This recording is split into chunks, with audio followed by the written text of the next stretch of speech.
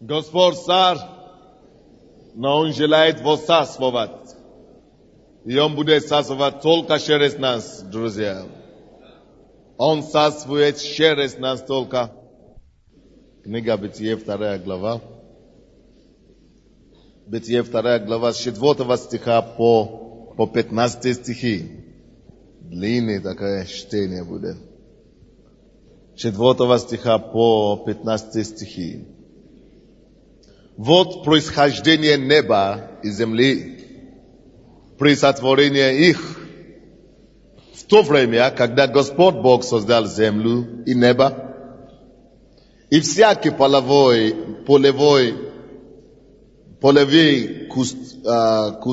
кустарник, которого еще не было на земле, и всякую полевую траву, которая еще не росла, ибо Господь Бог не послал дождя на землю, и не было человека для возделывания земли. Но пар поднимался с земли и орошал все лице земли. И создал Господь Бог человека из праха земного. И вдунул в лице его дыхание жизни, и стал человек душой живой. И насадил Господь Бог рай в Эдеме на востоке, и поместил там человека, которого создал. И произрастал Господь Бог из земли всякое дерево, приятное на вид и хорошее для пищи, и дерево жизни посреди рая, и дерево познания добра и зла. Из Едема выходила река и орошение из рая, и потом разделялась на 4 реки. Имя одной Фисон, одна обтекая всю землю Авила, тук де золота. И золото той земли хорошее. Золото той земли хорошее. Там бдалах и камень оникс. Имя второй реки Гихон. Она обтекает всю землю Куш. Имя третьей реки Идекейл. Она протекает перед Ассирией. Четвертая река Евфрата. И взял Господь Бог человека и поселил его в саду Едемском, чтобы возделывать его и хранить его. Можно чуть-чуть меня тише сделать. Вчера мы выяснили Божье Слово, что мудростью цари царствуют. И на этой неделе наш семинар продолжается, 2 урок. Как мудростью победить свой мир. Что я имею в виду под своим миром, вы уже поняли, это твоя территория, ту землю, которую Господь тебе доверяет. Мы теперь перешли с вами на изначальный план Божьего видения о человеке, когда Он его создал. Бог создал человека Адама. Теперь представьте себе, пожалуйста, что нас Бог также через Иисуса, благодаря жертву Его и благодаря искуплению, Он переместил нас обратно куда? В Эдем. Бог переместил нас в Эдем. Так что давайте посмотрим, как наша жизнь, Бог хотел бы, чтобы видеть нашу жизнь. После того, как мы перенесены в Эдем верою. Какая должна быть наша жизнь? И какая вообще, как Божий план на нас выглядит? Как Бог смотрит на этот мир? И на нас, как возрожденного человека на земле. Как Бог смотрит на землю и на нас, как на возрожденные сейчас. И как Он, чтобы мы видели землю и себя, как Божьи представители здесь на земле. Поэтому я читал 4 стиха. Бог вот происхождение неба и земли. При сотворении их, 2 глава 4 стиха. В то время, когда Господь Бог создал землю и небо, и в то же самое время Бог нас также воссоздал заново. И представляем, что земля для нас тоже новая, потому что после возрождения все новое. Написано 2 Коринфянам 5 глава 17 стих, что теперь все старое прошло, и теперь все новое. Все новое. Новая земля, новый я, новая у меня жизнь, новая реальность, новая земля, новый взгляд на жизнь. У меня совсем другой взгляд на жизнь. И буду поступить и смотреть на мир как на что-то новое. Я начинаю свою жизнь по-новому. Новыми порядками, новыми законами, новыми требованиями и новые задачи, новые цели, новые успехи у меня будут. Вы хотите смотреть на мир вот таким образом, по-новому или нет? Вы желаете смотреть на мир вот так, по-новому или нет? И всякий полевой кустарник, которого еще не было на земле. Отметьте себе эту фразу. Посмотрите, обратите внимание. Вот земля, да, какая она была, 5 стих. И всякий полевой кустарник, Бог описывает нам кустарник полевой. И говорит, что, между прочим, чтобы вы знали, я описывал вам землю, какая она выглядит. И землю, кустарник, но ее еще не было. Но Бог уже описывает его нам. 5 стих, посмотрите внимательно. И всякий полевой кустарник, которого еще не было на земле.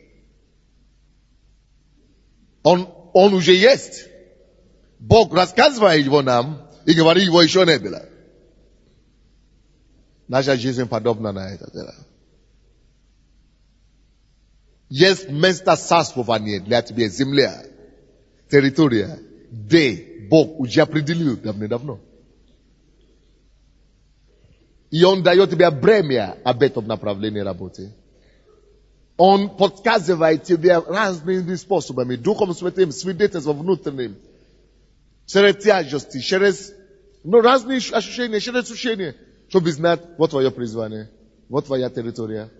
Но все это уже для Бога есть. Все это реальность для Бога. И твое царствование там, кустарник этот, уже кустарник большой. Это не начало, как мы называем, когда только растение растет. Это не росток. Нет. Это не семя. Нет. Это не листья маленькие. Нет. Для Бога это уже кустарник. Это уже кустарник. Это уже дерево. Это уже совершенный вид. Хотя его еще нет. Но для Бога это уже кустарник. То же самое ваша жизнь. Бог видит и приготовил в духовном мире совершенство вашего призвания. И Он знает, какую славу Он хочет увенчать вас. И Он хочет вас видеть. То, что мы с вами сейчас делаем, то, что мы сейчас живем, это жизнь, которая должна быть водимым Духом Святым, чтобы исполнить ту программу, которая уже совершился в духовном мире. Допустим, Притчи, 4 глава, 3 стих. Кто знает, что там написано? Мудростью устрояет дом. Так? Вы не Хорошо, откройте. Притчи 24. А что я сказал? Прошу прощения. Притчи 24. 3. Не закройте бытие. Не только что начали.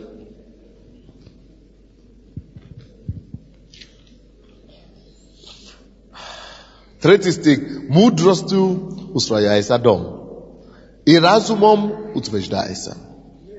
Как это мудрость устрояется дом? Значит, дом строится мудростью. Это мудрость строит здание. Как эта мудрость строит здание? Очень просто. И, конечно, вы знаете, что Притчи, 3 глава, давайте посмотрим, это тоже 19 стих. Притчи, 3 глава, 19 стих. Господь премудростью основал землю. Это подтверждается или нет? Господь премудростью основал землю. Небеса утвердил разумом. Мудростью устрояется дом.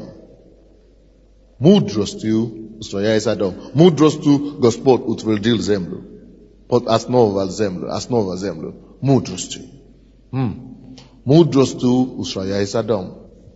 Что такое мудрость?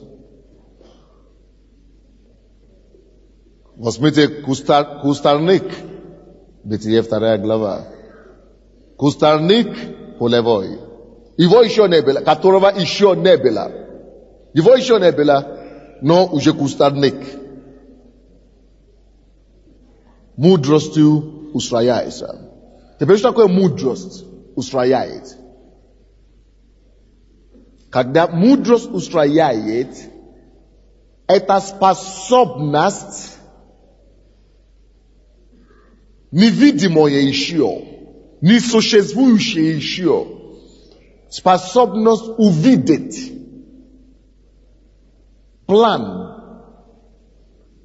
образ, рисунки, картина, представить себе того, то, что еще нет, но уже знать, видеть. Вот это то, что является мудростью. На практике Бытие 2:5. И всякий полевой кустарник, которого еще не было на земле. Кустарник еще не было на земле. Но Бог уже описывает его нам. Что это такое? Как мы это называем? Бог этим самым мудростью уже видит кустарник. Мудростью для Бога это кустарник, которого еще не было, еще его нет, уже устроен, уже создан, уже положен, уже растет. Видно, мудростью устрояется дом. Мудростью устрояется дом. Бог уже это, он говорит, еще его нету, но я уже вам рисую. Полевой кустарник, который я уже вижу, я вам рассказываю. Его еще не было, но уже есть. Итак, что такое мудрость устрояет? Помните, Притчи 24:3. Мудростью устрояется дом. Любой дом, который мы будем строить. Дом – это прообраз чего-нибудь, что угодно. Допустим, жизнь – это значит, жизнь также, если жизнь ваша, личность. Мы хотим устроить вашу жизнь. Все, что устрояется, все, что нужно строить, все, что строится вообще, должна строиться мудростью. Мудростью устрояется дом. Это значит, жизнь человека устрояется как мудростью. Значит, бизнес твой, если ты хочешь, чтобы он был построен, укоренен, и действительно был построен, как Бог это делает, всякий бизнес, который будет успешный, который будет устойчивый, будет построен сначала мудростью. Его еще нету, его еще не видно, кустарник, которого еще нет было, бизнес, которого еще нет, но уже построен. Так и ваша жизнь. Ее еще нет, но она уже построена. Так ваше призвание, его еще нет, но перед Богом мудростью у него, у Бога, оно уже есть. Кустарник, которого еще не было, но который Бог уже видит. Теперь заметьте себе, напишите, всего еще нет в вашей жизни сегодня, Бог уже видит. Уже есть. Но как вы туда дойдете? Хорошо, чего, допустим, нет у вас, который Бог уже видит? Я вам дам подсказку. Все, о чем вы могли помыслить. Все идеи, которые могут попасть вам в голову, если эта идея поступила к вам, если эта идея вы уловили, вы представили себе, значит, насчет этого идеи у Бога уже есть дом построен. Эта идея уже построена у Бога. Заметьте себе это. Потому что многие говорят, но я не знаю, у меня такой идея. Почему эта идея у тебя, а не у меня? Почему ко мне эта идея не приходит? Почему к нему не приходит, а тебе пришел? Значит, Бог в твоей расписании твоей жизни, в истории твоей жизни, это имеет место. И это Бог, его еще нет, кустарник, которого еще нет, но Бог уже видит, что уже построен.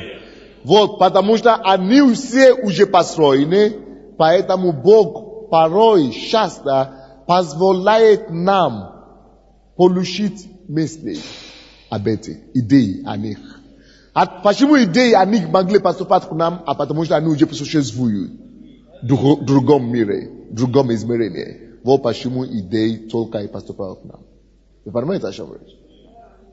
Допустим, у тебя идея или мысль о том, что я могу иметь церковь в 20 странах мира. Я могу послать миссионеров сюда.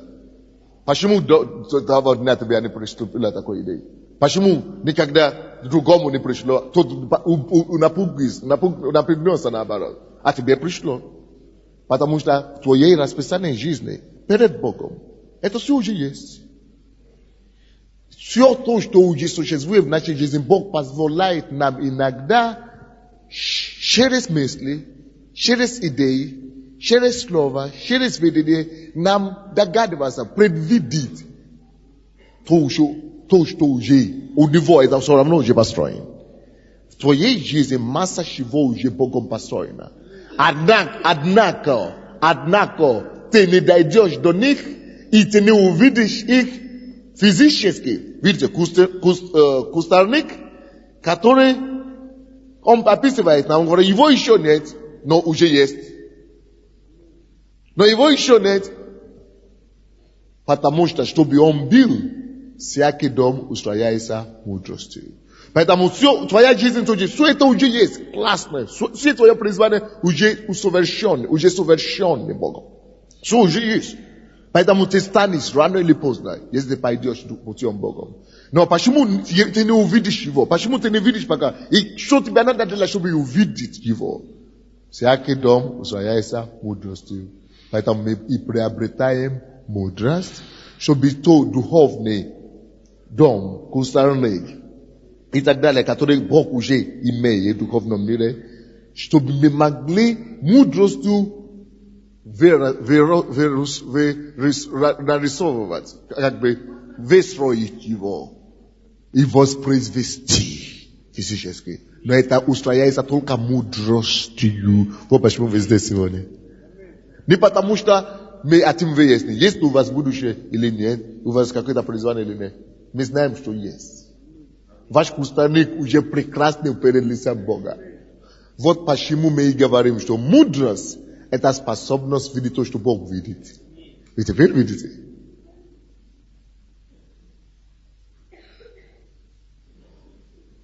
И это принести производство через дело. В исполнение, в реальность.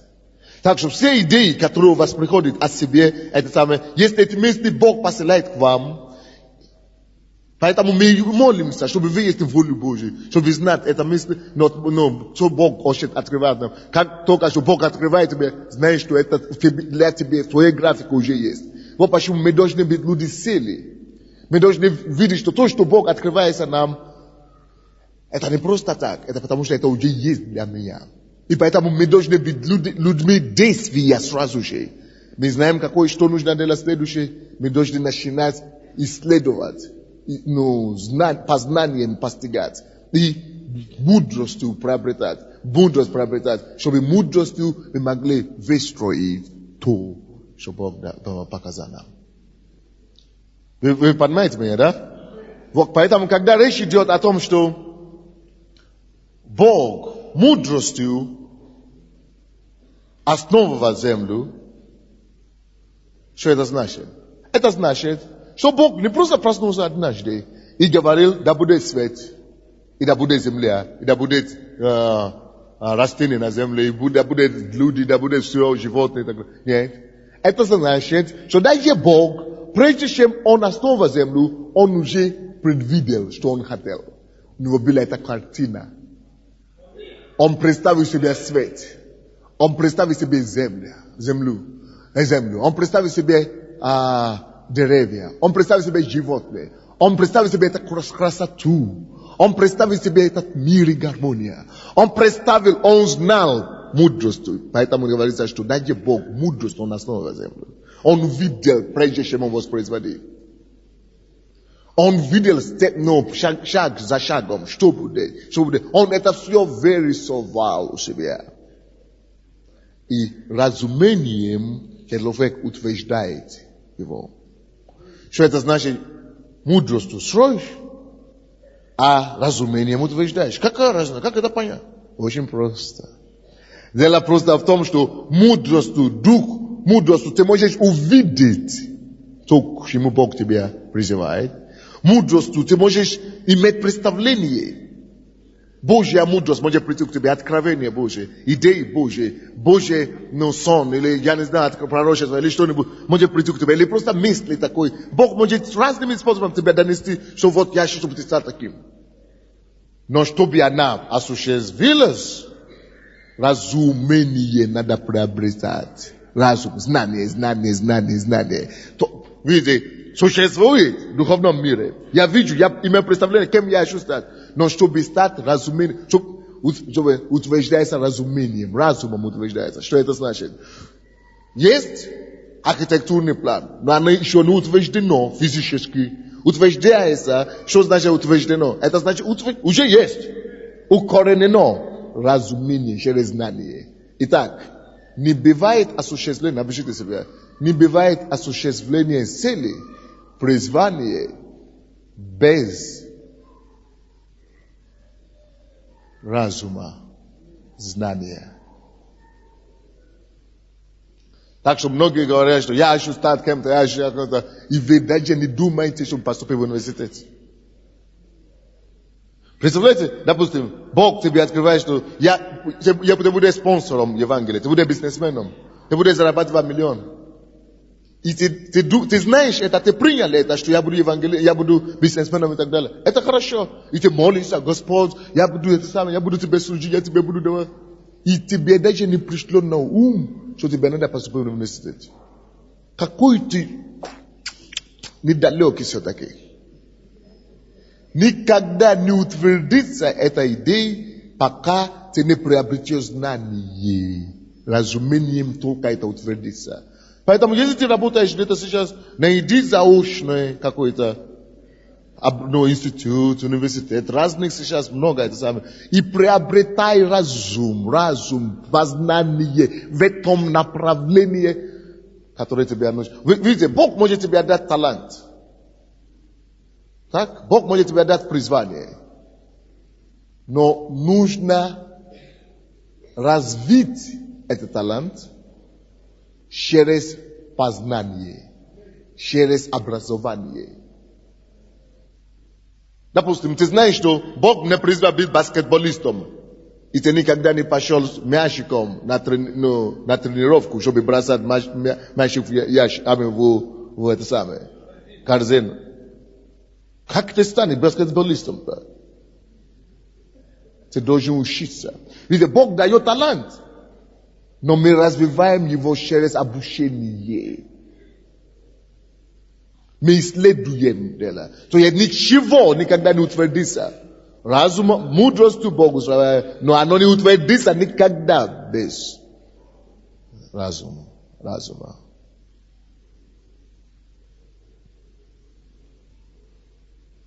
А что такое мудрость?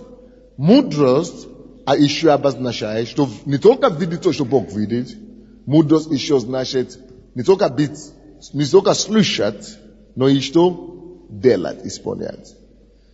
Znači, znanje, a to jom prizvane, ta išo ništa ne znašet. No to što te bija privedio od znanje, a to jom prizvane, ku ispunjenju tvojemu prizvanju, nazivaj se mudrost. Pa kad te ne daj Dios i ku ispunjenju, no, осуществлению, te еще не мудрый. Это еще не мудрый. Видите, всякий раз, когда говорится, что Бог мудростью основал землю, видите, это прошедшее время основал. Он не просто видел землю, но он утвердил, он основал, он делал. Поэтому это он и мудрый. Поэтому это и мудрость. Итак, мудростью устрояется всякий дом. То же самое происходит. Это закон все еще работает. Допустим, кто из вас в курсе, что вот этот дом наш, атлетический манеж, он был построен дважды. Кто в курсе? Сначала он был построен мудростью в главе и в разуме архитектора. Он видит то, что он хотел. Вы не поняли меня? Он видит конечный итог, даже до того, когда здесь еще были куста и так далее. Это то, что мы называем мудростью усвояется. Ты увидел. Вот почему мы учимся. Иногда он знает, что он хочет. Но только когда он приступает к этому, все картины выстраиваются. Тогда все детали приходят. Тогда все это самое приходит и так далее. Ни один дом не может быть просто построен, потому что ты просто взялся, начал собирать камни и цемент, и воду, и все. И ты думаешь, что дом уже строится. Нет. Всякий дом строится дважды. Сначала устрояется мудростью. Что такое мудрость? Мудрость — это способность видеть, что ты хочешь. Конечный итог. Но иногда это то, что ты видишь, не ясно пока. Размазанный, загадочно и так далее. Вот почему нужно разум приобрести. Чтобы изучать больше в этом направлении. Исследовать эту тему больше. Пока ты будешь исследовать, пока ты будешь приобрести разум, ярче тебя видится. Ярче. Эта картина, то, что ты видишь, становится понятной. А ты знаешь, сколько комнат, а ты знаешь, сколько этажей, а ты уже знаешь, как это будет выглядеть. Ты уже не просто четко так это будет. Иногда Бог дает нам идеи о нашем призвании не готовом виде. Нет, никогда Он не даст не в готовом виде. Он просто тебе, как подсказку, чуть-чуть. Как идеи забросит тебе. Но Он хочет, чтобы ты верою это ухватил, потому что если бы он тебе уготовил все, показал, тогда это была бы не вера. А верующие, написано, праведные, как будут жить? Верою жить будут. Это тогда Бог бы противоречил себе. Поэтому Он никогда не даст тебе все готовое. Он тебе даст подсказку. Он тебе забросит идеи, чтобы ты, или пророчество. Но ты еще не знаешь все до конца, но ты поймешь. Ты понял, что да, это мое. Это то, что Бог мне призывает делать. Когда ты знаешь идеи, тогда Бог ожидает, чтобы ты начал исследовать Писание в этом направлении, образование. Ты уже стал бизнесменом, чтобы ты приобрел знания в этом направлении, в Библии, но еще и в миру, потому что ты будешь миром общаться. Поступил в университет, колледж. У меня был водитель, два водителя уже так пошли. Они, думали, будем работать водителем, будем водить. И они начали со мной общаться. И они слышали, эти проповеди, которые говорят, они мне так сделали сюрприз приятный. Два водителя уже у меня пошли, и уже поступили в университет. Заочно. Вот молодцы. Один знает, что у него призвание в области политики, и он пошел в факультет политологии. Молодец. Значит, он не будет водителем всю жизнь. Другое, знаешь, что у меня идеи, направления, я чувствую, что мое призвание в области бизнеса. И он пошел, поступил, заочный. Он работает дальше, но он поступил в области бизнеса. Молодец. Он учится одновременно. Я говорю, что он говорит, но нету денег. Деньги, которые он платит за учебу каждый месяц, больше, чем его зарплаты. Но верою пошли, и Бог обеспечивает.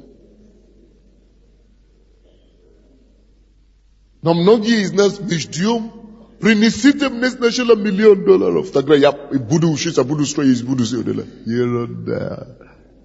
С нуля ничего не бывает. Вы понимаете меня? Самое главное, это, давайте посмотрим, это Бытие дальше. 2 глава, 5 стих. Мудростью устрояется дом. Вы поняли, что это значит сейчас? Потому что мудростью сначала архитектор видит этот дом, какой он будет, а потом только разумением, через познание, только утверждается. Построен, нарисован. То есть вы знаете, что вот этот дом сначала в архитектурном проекте было нарисовано, но это еще не значит, что он уже построен. Дай мне, пожалуйста, вот эти картины. Можно? Это в Израиле то, что планировали? Не важно. Давай, иди. Вот у меня, вот здание. Так? Это архитектурный проект, рисунок. То есть вы знаете, что несмотря на то, что это проект, уже есть проект этого здания, вот, уже готово. То, что это проект, уже есть все нарисовано красиво в картине. То, что это уже есть. Вы понимаете, что это еще не гарантия, что это здание будет построено. Теперь послушайте меня. У Бога ваша жизнь, ваше призвание уже вот такое красочное, построено. Ваше призвание, Бог знает, и уже все вот так уготовил. Но чтобы дойти до этого, вот почему говорится мудростью, надо. И чтобы утвердить его, основать его, надо разумение. Вот почему мы учимся и приобретаем разум. Потому что, чтобы оно было построено, нужно набрать много элементов. Цементы надо найти, землю надо найти, камни надо найти, или как это, бетоны надо найти, кирпичи надо найти. Ну, массу, миллион вещей надо еще найти, ну, 1000 вещей надо еще найти. То же самое, что такое знание для нас. Через знание мы приобретаем кирпич для нашего призвания. Через знание мы приобретаем цемент для нашего призвания. Через знание мы приобретаем, что еще там? Воду, все, что надо для своего призвания. Мы устроим, мы утверждаем. Вы ловите меня, да? Так. Вернемся в Бытие. 2 глава 5 стих. И всякий полевой кустарник, это то, что Бог видит. Вот эта картина, кустарник. Но Бог говорит нам, вот это кустарник, которого еще не было на земле. Его еще не было, но Бог уже его видит. Ваша жизнь такая же. Уже есть. У вас есть судьба все равно. У вас есть призвание все равно. Дойдете ли вы до этого, или не дойдете, это уже дело вашего выбора. Потому что надо дойти только мудростью, через знание, разумение и утверждение. И работа. Которого еще не было на земле, так? И слушайте внимательно, и читаем дальше. И всякую полевую траву, которая еще не росла, так? Дальше. Ибо Господь, Бог, не посылал дождя на землю. Господь Бог не посылал дождя на землю. Почему же Бог не посылал дождя на землю? Поэтому она и не росла. Поэтому кустарник это и не появился. И полевая трава это и не появилась. Ибо Господь Бог не посылал дождя на землю, и не было человека для возделывания земли. Стоп. Кустарник это уже у Бога есть. Полевая трава уже у Бога есть. И Бог говорит, что Бог не посылает дождь. И потому что Бог не посылал дождь, кустарник это у Бога уже есть, но она не растет. Нету его физически. Потому что нету дождя. И Бог потом объясняет нам, почему нету дождя. Почему Он не посылает обеспечение, ресурсы. Почему Он не посылает деньги. Почему Он не посылает деньги на ваше призвание. Почему Он не посылает ресурсы. Почему Он не посылает вам помощи. Почему Он не посылает людей, которые могли помочь вам. Почему Он не посылает ресурсы все, которые вам нужны. Говорится, потому что для где там? Потому что не было человека для возделывания земли. Из-за того, что не было человека, который мог бы... Земля уже есть. Кустарника нет. И дождя нет. Бог не посылает дождя, потому что не было человека, который готов работать. И трудиться. Потому что не было человека на земле, для возделывания земли, Бог не посылает дождя. И кустарники не растут. А те они уже есть, перед Богом уже кустарник готов. Половая трава уже готова. Но Бог не посылает, потому что нет человека, который бы возделывал. Теперь послушайте внимательно. Есть место царствования, которое Господь готовит для каждого из нас. Там, где мы должны найти как свое место призвания и копать, и там быть головою, а не хвостом. Это место нашего призвания, которое Господь дал нам, у каждого есть. Чтобы мы были готовыми и сильными. Однако, вы слышите меня? Однако, пока не будет, Бог не увидит у вас желание и готовности, и не увидит конкретные действия ваши, направление развития этого видения, которое Он дал вам, вложил вам на сердце, в направлении работы вашей, труд ваш, в направлении возделывания, Он не пошлет дождь и ресурсы не пошлет. Поймите, что у Бога есть программа. Руставник, или как называется? Как его? Полевая трава и что? Кустарник. У Бога была эта программа уже готова. Бог хочет его произвести. Но если Бог не нашел человека, который готов работать, и который готов возделывать землю, Он не делает. Он не дает дождь. То же самое в нашей жизни. Послушайте сюда. Он показал каждому из нас, чем Он бы хотел, чтобы мы занимались. Кто-то должен заниматься молитвенное служение. Вот как наша Валентина Григорьевна. Это было ее видение. Бог ее призвал. Не молодая, не 20 лет, когда она пришла в церковь. Старше. Но Бог дал ей бремя молитвенное служение. Это ее. Она может делать, может не делать. Но Бог видит, что когда Он тебя призывает, может минуты не так не состоялся. Но даже в том возрасте, как Бог вас призвал, Он имеет место для вас. Может быть, просто чтобы вы воспитывали кого-то. Может быть, просто чтобы вы вели кого-то. Может быть, чтобы вы вели какое-то служение. Может быть, но чтобы есть территория все равно для вашего царствования. Либо в церкви, может в миру и так далее. Но это будет место, которое для вас, где вы должны быть головою. И Он открывает вам, подсказывает вам разными способами.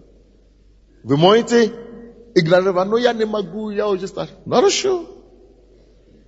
Или вы можете говорить, но я хочу делать, но я хочу, я знаю, что я буду. Но нету денег, нету помощи, Нету обеспечения, нету возможности. Ну, жду. А что Бог смотрит? А если бы я видел, что ты начал приобрести знания, ты начал увеличивать и развивать идеи, то, что я тебе дал, трудиться в этом направлении, я бы послал дождь.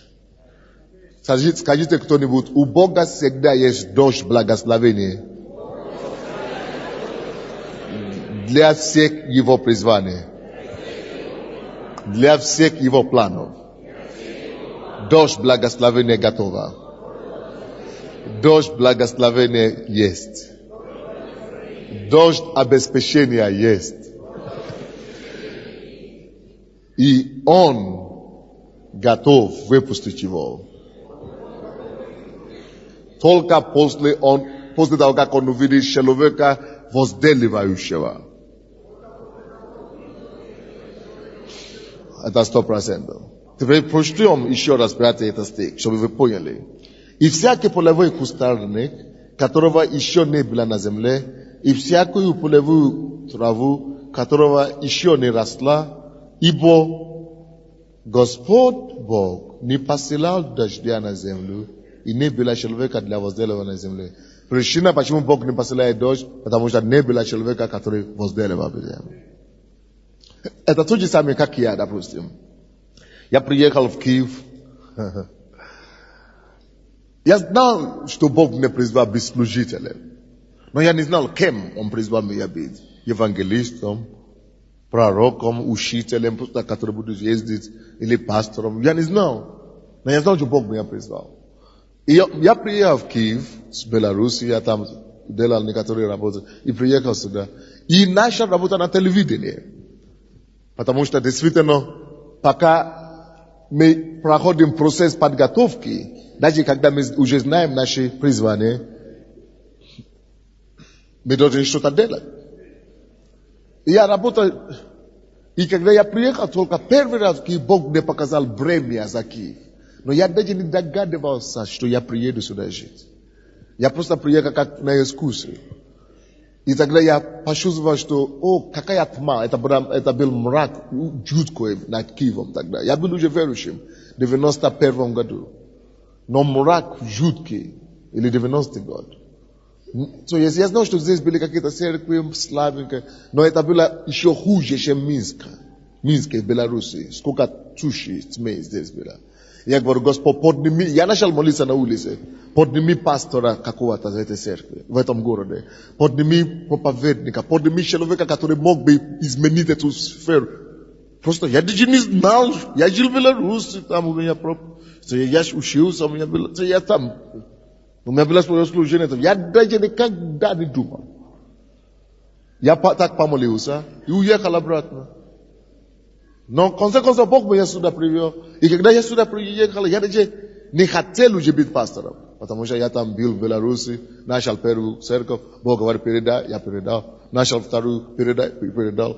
И когда я уже приехал в Киев, я уже не хотел вообще. Я уже просто хотел ездить и проповедовать. Но если бы я так упорся бы, работал на телевидении, и не начинал бы церковь, и думал, что я знал при этом, что Бог меня призывает быть пастором. И я говорю, что я жду. Я не знал, кем должен быть. Я даже не знал, пастором или нет. Я просто знал, что Он меня призвал на полное служение. Я говорю, кем быть, что делать. Я жду, Господь. Ничего не будет. Но потом Бог мне начал говорить, начни церковь. И даже когда мы начинали церковь, у меня было много проблем. Не было денег, чтобы снимать дом. Не было ничего. Я вынужден выехать с своей квартиры трехкомнатной, где я жил. Потому что надо выбрать сначала, за что платить, за аренду зала или за квартиру. Значит, я понял, что если я должен послушать за Богу, я должен арендовать зал лучше. Я поехал жить в общежитие. Но стало так плохо, что у меня не было даже деньги, чтобы одну комнату, $5 платить за комнату. Но я должен делать волю Божию. Мы продолжаем снимать дом. Но я приехал жить у кого-то. Не было денег.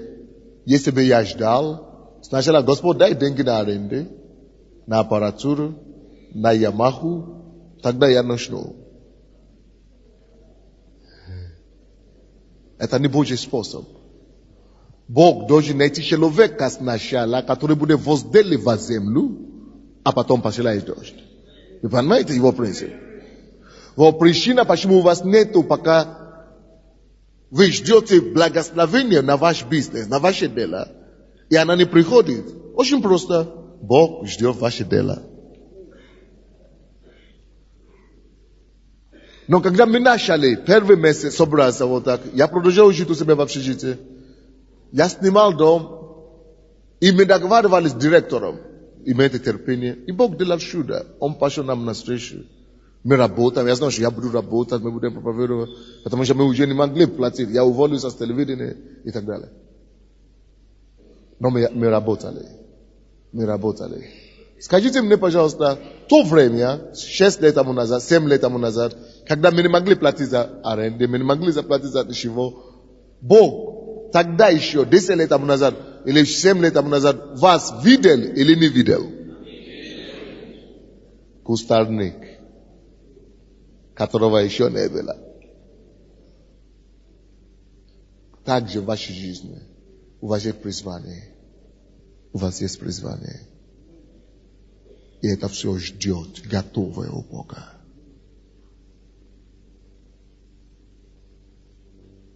Но когда мы пошли трудиться в этом направлении, мы вложивали... Но я бы мог трудиться также и не дойти до этого места никогда в жизни. Допустим, мы начали первый месяц, первый год у нас не было столько людей. Почему? Потому что я работал. Мудростью Господь устрояет дом, но разумом Он утверждает его.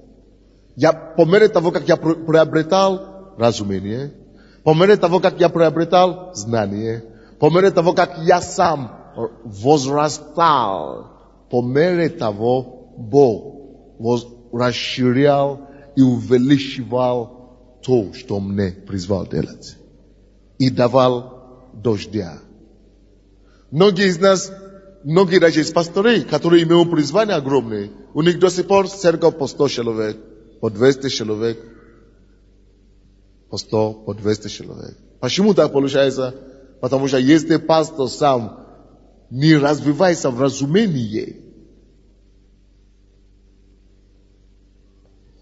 он сам притормаживает утверждение этого дела. Потому что мудрость устрояется, но она должна быть утверждена разумом, поэтому мы должны продолжать поиском. То же самое в бизнесе. Допустим, вы бизнес, вы начали зарабатывать $1000 и так далее. Если вы перестанете приобретать разумение, изучение на рынок, изучение специфики вашего бизнеса, но изучение климата, законодательства, изучение этого всего, если вы перестанете этого делать, вы увидите, что сначала ваш бизнес остановится на таком же уровне. Вы будете целый год только $1000 зарабатывать каждый месяц. А потом, на второй год, вы уже даже не сможете зарабатывать столько. Вы уже пойдете вниз, потому что вы не занимались, вы не занимались этим, вы не занимались разумением, вы не занимались знанием, вы не приобретали. Вы говорите, но у меня же талант есть, но у меня же дано от Бога. Слушай.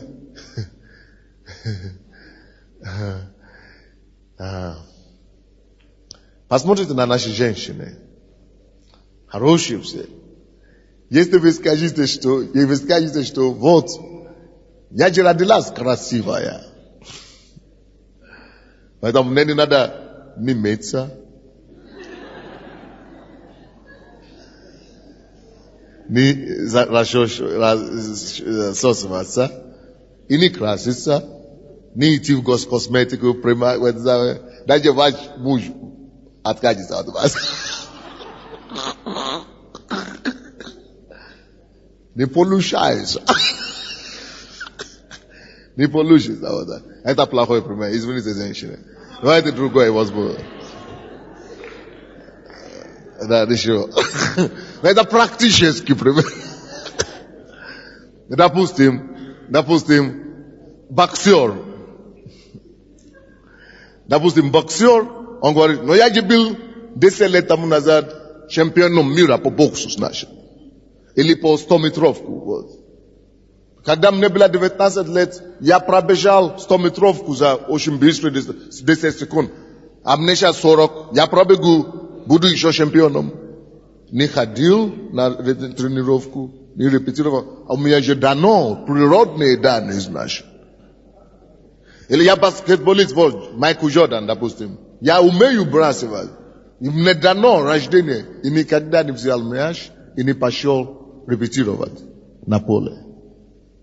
Какой бы ни был талант прирожденный, если ты не будешь заниматься приобретением, разумением, в этом направлении увеличиваться, двигаться дальше, и у тебя не только все прекратится, но ты начнешь идти назад и деградироваться. Какой бы ты ни было дано от Бога, какой бы ни было призвание, какой бы ни было помазание, утверждайся разумом.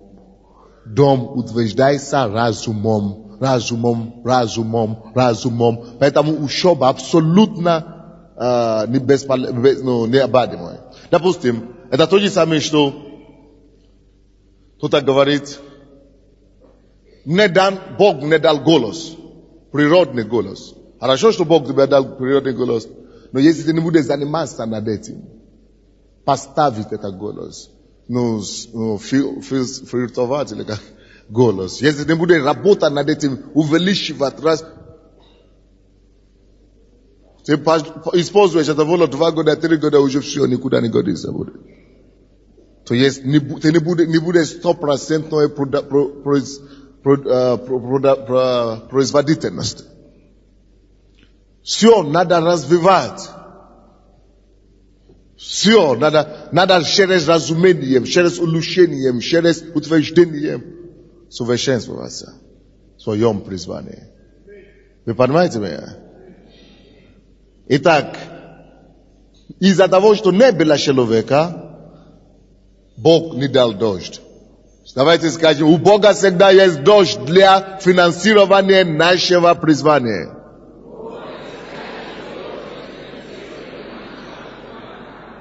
Это факт. Хорошо, давайте будем читать дальше 6 стиха. Но пар поднимался с земли и орошал все лице земли. Так? То же самое в нашей жизни. Твое призвание, пока нас ждет твоя земля, пока нас ждет возделывание, Божья благодать орошает. Двигайся. Это то же самое, допустим, до того, как Бог создал мир, написано, что Дух Божий, 1 глава Бытие, и 2 стих, что Дух Божий носился над землей. Слушайте, благодать Божья носится над тем призванием, которое Бог тебе дал. Он ждет тебя, чтобы ты приступил к чему-то. Вот сестра мне сказала вчера, как вас зовут? Идите сюда. Да, она долго ходила сюда к нам в церковь. Не вы, вот там сзади. Но она начала слышать проповеди и так далее. И пошла, что-то открыла себе. Зачем я буду только ходить в церковь и сидеть, и ждать работы, и ждать чудеса? У меня есть какие-то способности, помогите ей понять. И она начала что-то делать. Молодец ей. Не обязательно, что вы будете крутой. Вот я жду, когда я стану Бог на шару. Начните что-то. Может быть, вы даже призваны быть только поваром. Но начните исследовать рынок. Начните быть лучшим в этом направлении. Может быть, вы призваны быть, я не знаю, охранником. Но станьте самым лучшим охранником, чтобы ваша фирма стала самой известной в городе. Вот что вы делаете? Что вы начали делать? Я массажист и ЛФК хочу открыть. На Метростроевской 5, при колледже. И вы уже нашли места и так далее? Я добиваюсь. Видите? Хожу, добиваюсь, пробиваю. Вы поверили в себе, что если вы массажист, значит получится? Я знаю, что у меня получится. Я верю в это. И вы уже хотите начинать внедрить это, да? Да, обязательно. И вы уже ищете место? Есть место, Чудесно. И нужен туда человек. Мне уже позвонили и сказали: Наташа, приходи, есть место. Когда она пошла... И я верю, что я буду там массажистом. Видите, что Бог делает? Вместо, чтобы просто ходить в церковь, сидеть. С этого начинается. А начинала я с больницы. Я ездила в больницу, где люди лежат после 2 инсультов, инфарктов, Служили астматики. просто, да? Я сама ходила одна на метро Черниговской. Там больница есть, отделение Ну, не важно такое. тяжело больных людей. Я делала им массаж, я их промаливала, они каялись. А вам за это что, платили? Я бесплатно ходила. Вот теперь послушайте. Я говорю, что работа назначена, я еще буду говорить об этом, не настолько, чтобы получить зарплату. Если вы действительно работаете, слушайте, любой из вас, кто работает только ради зарплаты, вы делаете себе вред, и вы делаете вред вашему начальнику и вашей фирме. Серьезно. Потому что вы будете спешить домой, вы будете опаздывать на работу, или вы будете говорить по телефону неискренно с людьми, вы будете пропускать и забивать работу, выполнять. Если вы, особенно вы христиане, и вы так поступаете к работе, что ради зарплаты, чтобы лишь бы вам выплатить, чтобы выжить, вы издеваетесь над Богом. Вы должны идти работать, потому что вы чувствуете, что это свое место. Потому что это связано с вашей профессией. Это связано с вашим призванием. Это не с профессией, с призванием. Это связано с вашим даром. Вы чувствуете, это мое. Это мое. Поэтому даже если мне не заплатят ни копейки, я все равно буду делать. Если даже мне не буду платить или платить мало, это мое. Я все равно буду делать. И пока вы будете там верным малом, вы этим самым показываете Богу, что Господь, видишь, я возделываю землю. Я возделываю свою землю. Я иду, тогда Бог начнет посылать дождя, связи, средства, возможности, чтобы вам состояться. Потому что вы знаете, что пока я работаю, я возделываю, я делаю это бесплатно, но я это делаю ради своей судьбы. Ибо я знаю, что я тут призван быть таким, допустим, начальником, или когда-нибудь я буду. Поэтому пока этим самым я приобретаю опыт. С одной стороны, внешний опыт у тех, у кого я работаю. Но с другой стороны, я этой делом, которым я занимаюсь, этой работой, которую я делаю, я высвобождаю, реализую и тренирую свое призвание, реализую, выкладываю потенциал, который был скрытый во мне, заложенный во мне, я высвобождаю мою способность любить, мою способность работать, мою способность общаться правильно с людьми. Чтобы когда я состоюсь и стану на своем месте, мне уже не придется учиться на ходу. Я уже буду самым лучшим тогда. Вот как она и начала.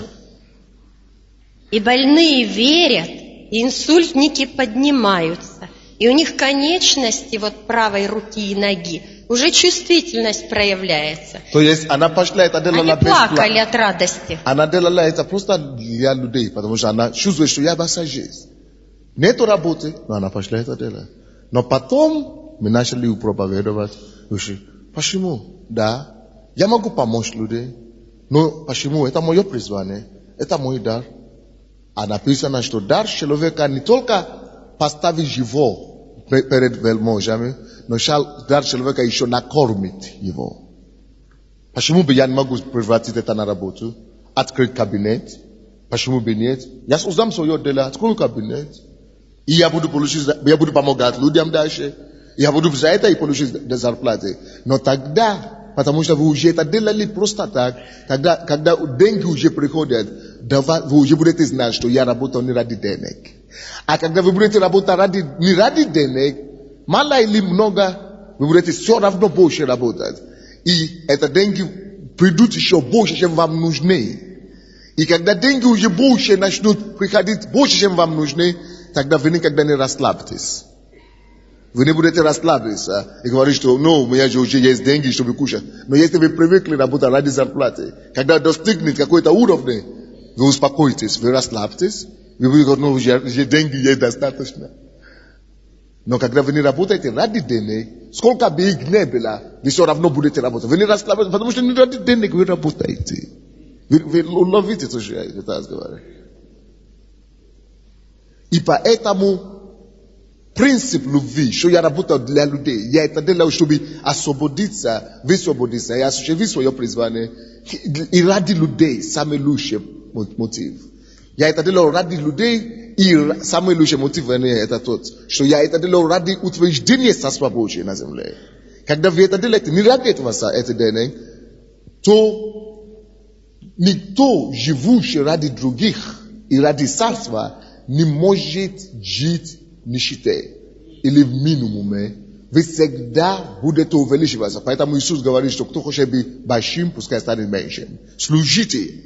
Делайте это для других. Вы обязательно станете большим. Вы не можете делать вот так ради этого и не стать высоким, и состояться, и не царствовать. Не можете.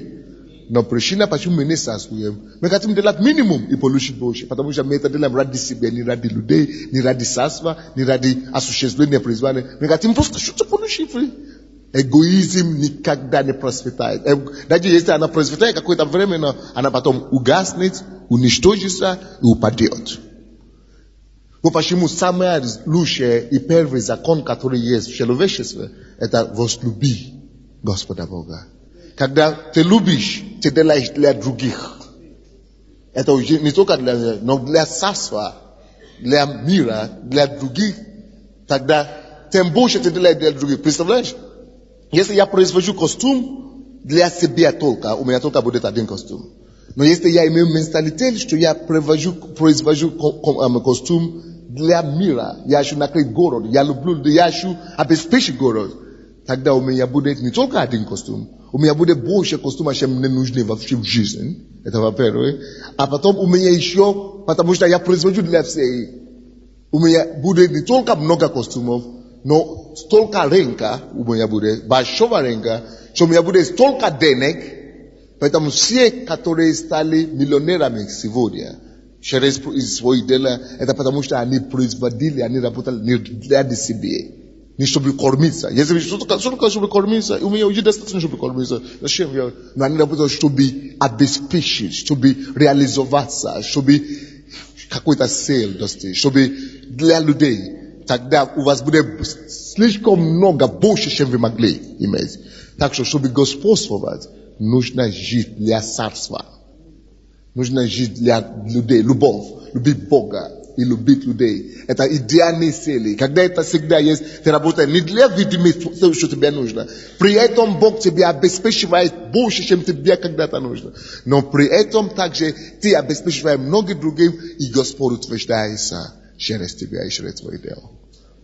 Вот почему мы работаем. И все твое призвание, всякое призвание, которое Он призвал вас, это ради этой цели.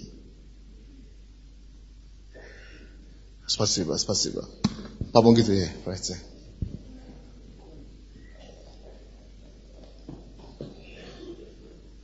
Так дальше. Но помните, Бытие, это 6 написано, но пар поднимался с земли и орошал все лица земли. Послушайте сюда и запомните это. То призвание, которое Господь призвал вас делать, пар Божий, Божий Дух носится над этой землей. Бог носится и ждет ваши действия, чтобы вы утвердили это все. Допустим, наше призвание спасать минимум 5 миллионов в Киеве, а мы на Украине, прошу прощения. Дух Божий носится по всей Украине. Вот почему, когда люди приезжают сюда, они чувствуют, что здесь другая атмосфера на Украине вообще. Потому что Дух Божий, пар Божий носится. Готовить все это почты. И ждет, пока мы пойдем, служители. Пока этот пар носится, Дух Божий носится, когда мы пойдем, будем работать через разумение, мы всегда будем иметь результаты. Пока эту цель Божия будет достигнута. Бог готовит и носится тоже в сердца бизнесменов. Сердца людей, которые должны содействовать или помочь. Бог носится и ждет наши реакции, наши то же самое, тех людей, которые тебе должны помочь, тех людей, которые должны делать что-то в твоей судьбе, Дух Святой уже готовит их, носится над ними, но ждет, пока ты не пойдешь. Ты должен вообще понять, что надо делать. Вот почему мы идем через разумение. Чтобы понять вообще, что надо что-то делать. Потом, когда разумение приходит, ты понимаешь, что нужно делать. Потом ты делаешь правильные поступки, и это приводит к правильному месту. И тогда правильные цели достигаются. Но когда нет разумения, ты всегда делаешь все неправильно. И никогда Дух Святой носится здесь, над теми, которые Он готовит для тебя. Но у тебя нет знания, что это сюда надо идти, а ты пошел сюда вот. И стараешься что-то бить здесь головой, бьешь, так далее, ничего не получается. Но если бы ты читали эту книгу, или слушали бы эту кассету, ты бы понял, что не сюда надо прийти, надо было сюда идти. Потому что Бог знает, что все, что нам надо по жизни, оно запрятано где-то. Написано, что нету ничего нового под небом. Все уже есть на земле. Где-то лежит то, что тебе надо. Надо просто знать об этом. Раскрыть надо. Поэтому, допустим, некоторые Бог привел в этот семинар в этот день, чтобы вы пошли послушать. Да, допустим, кто-то не пойдет. А потом будет мучиться. Потом год пройдет. Может, потом где-то еще натолкнется на это. Может быть, уже не натолкнется. Дух Божий носится, поднимается с земли и орошает с земли. И что Бог делал? Пока человек не готов, все равно Дух Божий носится над всяким призванием. Над всеми призваниями, которые есть. Все равно Дух Святой носится. Хотя человек не готов. Но здесь мы видим, после определенного движения Духа Святого, все равно человек появился. 7 стих. И создал Господь Бог человека из праха земного, и вдунул в лице его дыхание жизни, и стал человек душой живой. Видите, человек уже появился. Значит, что Бог говорил в 5 стихе, пока человека нет, поэтому и нету дождя, нету воды. Теперь человек уже появился, и что мы видим в 8 стих? И насадил Господь Бог рай в Эдеме на востоке, и поместил там человека, которого создал. То есть Бог нашел призвание для человека и поместил его в призвание. Когда Бог приводит на покаяние, до нашего покаяния, до нашего возрождения, до нашего рождения даже, земля, которую мы должны были возделывать, уже была готова. Бог сначала готовил призвание вместо нашего царствования до того, как вообще Он создал нас. Это то, что мы читали сейчас. Все это уже было готово. А потом Бог нас привел и открывает нам, чтобы до нас дошло, что, я понял теперь, почему Бог меня призвал. Я понял, почему Бог мне тогда позволил иметь такое детство. Я понял, почему Бог мне позволил иметь такое образование. Теперь я понял, почему Бог мне позволил вел по таким путем по жизни. Это потому что такое призвание для меня.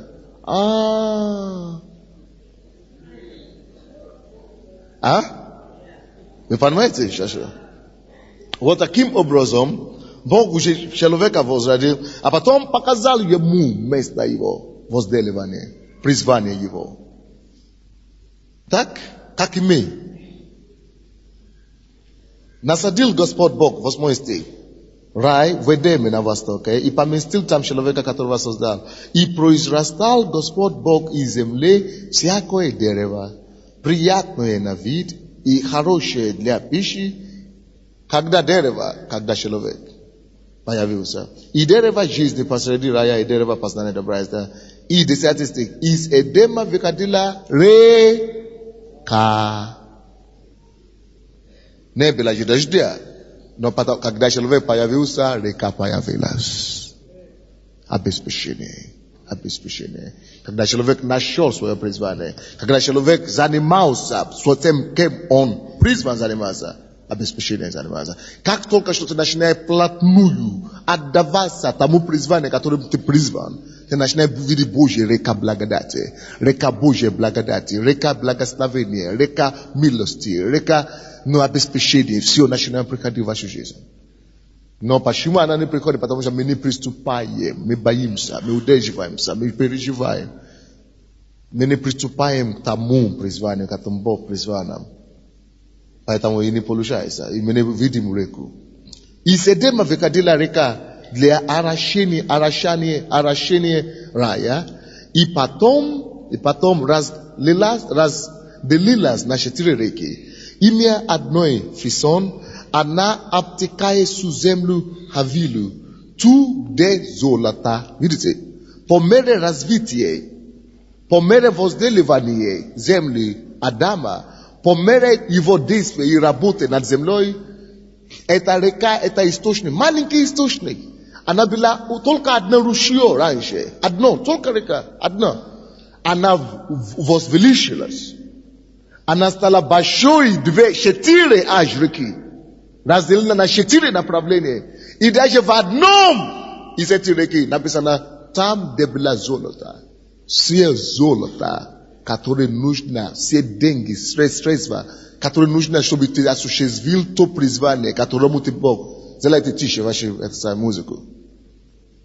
Sie prizvane katore gospod. Prizval vas delat. Me permite me, da? On zolota uje pa mestil svashem prizvane. Skajite ka mutaradon zvami, Bog pa mestil zolota tvojom prizvane, tvoje zemlje.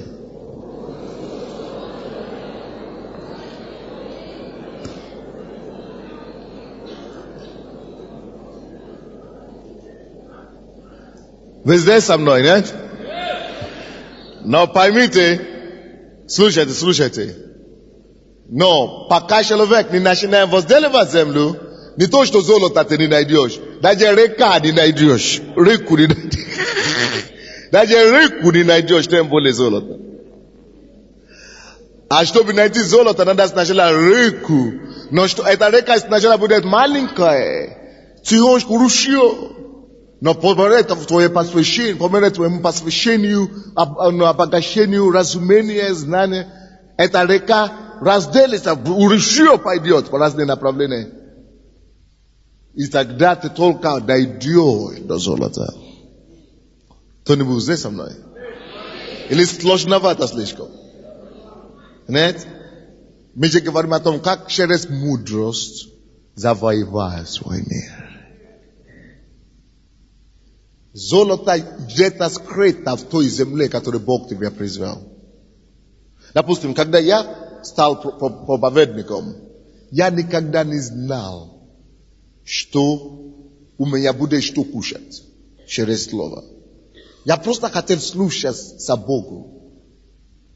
Поэтому я уволился с работы, я просто пошел в общежитие. Я был готов жить в общежитии всю жизнь. Ходить пешком по Киеву всю жизнь. Но я никогда не знал, что обеспечение Божье есть в всяком призвании. Всяком. Поэтому, допустим, для пасторей, ладно. Еще при Моисее Бог говорит, что левитам вашим даю десятину, да? Но то же самое, даже если вы массажист, там Бог поместил уже обеспечение. Клиенты, которые будут платить, Бог уже знаете. То же самое, допустим, молитвенное служение Валентина Григорьевна. Когда она начала, извините, я секрет маленький выдам. Когда она только что начала служить служение в церкви, она же не пастор, она не получает зарплаты за это. Просто служит. Надо заплатить за квартиры, надо, а она же не работает пенсионерка, квартиры дорогие, надо делать. А потом какие-то люди начали за нее приходить. Но давайте будем давать деньги, будем платить зарплаты. Хорошо. Мы можем благословить, но это не твое, не ради зарплаты. Но когда Бог начал ее благословлять, Боже, она начала заниматься служением этим. Ну, возделывать землю, короче. Теперь это она мне каждый месяц благословляет. Видите, какая разница? Возделывание твоей земли есть золото для тебя. Если ты еще не получаешь, ничего не получается, ты делаешь все. Либо это не твоя земля вообще, это не твоя территория, это не твое призвание, это не свое дело. Либо если это ты свое делаешь, и нету ничего, и ты знаешь, что это свое, это потому что ты еще не докопал. Помните, река сначала пойдет как ручье маленькое. А потом только через какое-то время она станет 4 направления. И в одном из них будет золото. Но не только золото есть, то призвание, которое Бог тебе доверяет. Деньги это еще не все. Но кроме денег нужно тебе еще счастье, мир, покой. Давайте будем читать дальше. Имя одно, 11 стих. Так, Фисон, она обтекает всю землю Авила, тут где золото. И золото той земли хорошее, видите?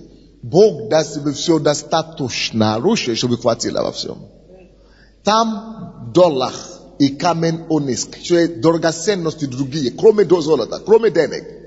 Когда ты находишь свое призвание, там твоя радость, кроме денег.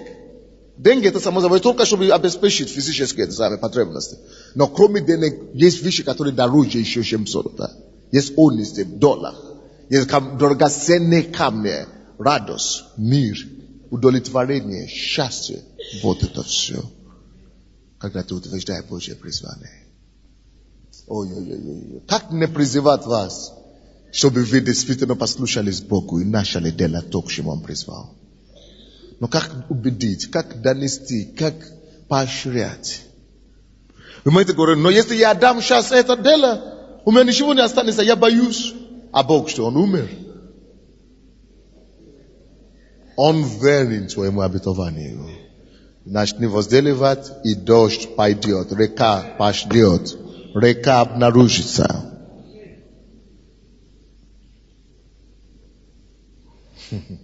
Как через мудрость завоевать свой мир? Как через мудрость завоевать свой мир? 13 стих. Имя второй реки Гихон, она обтекает всю землю Куш. Имя третьей реки Хидекел, она обтекает перед Ассирею, четвертая река Евфрат. И взял Господь Бог человека и поселил его в саду Эдемском, чтобы возделывать его и хранить его. Координатная точка призвания, наше существование на земле, это найти свою землю, возделывать и хранить.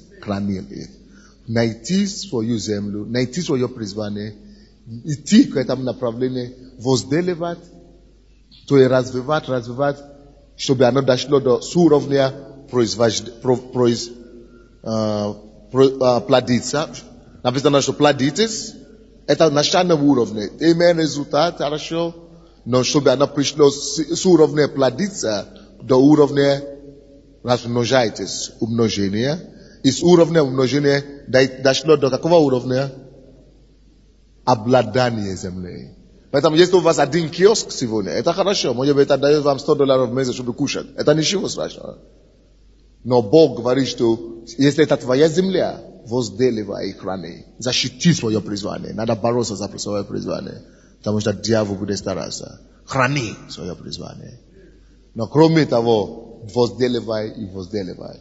Пока оно не будет производить плоды. Это на одном уровне, на элементарном уровне. То есть один киоск. Ну, конечно, в школу можно посылать детей. На обеспечение какое-то. Но Бог говорит, что это не моя самая лучшая для тебя. Не только производить плод, но и умножаться. Умножение должно быть. Вы должны иметь силы на то, чтобы вы распространялись. Умножение – это Божье призвание для нас.